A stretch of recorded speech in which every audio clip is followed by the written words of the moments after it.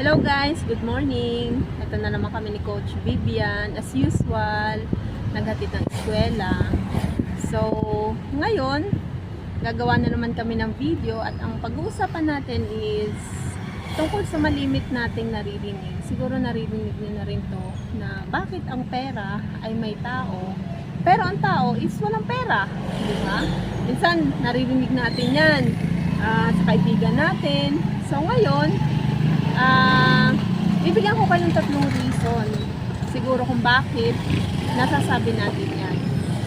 So una, ang pera, ang isip kasi natin pag tayo ay nagkapera, saan natin gagastusin? Hindi natin iniisip kung paano ito iipunin, di ba? Kasi minsan kaya itong isip natin, minsan kasi maasa tayo sa ating mga anak, kumbaga ay iniisip natin ang ating mga anak, tutulungan tayo, pag nagkasakit tayo, ang ating government, maasa tayo especially.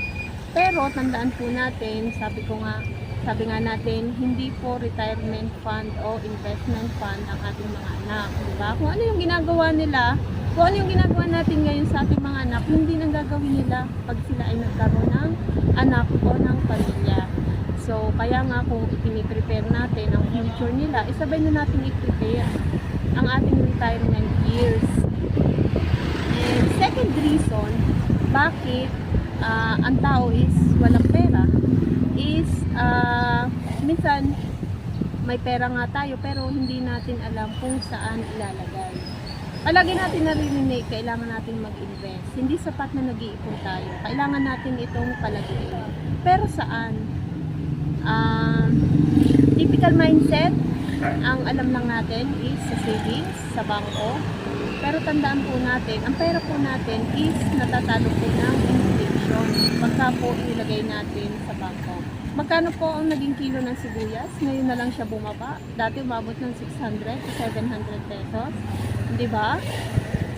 So, talagang hindi po talaga practical na ang pera natin is ipunin natin sa ating savings account or ipunin lang natin sa alkansya. Kailangan po natin itong palaguin through investment.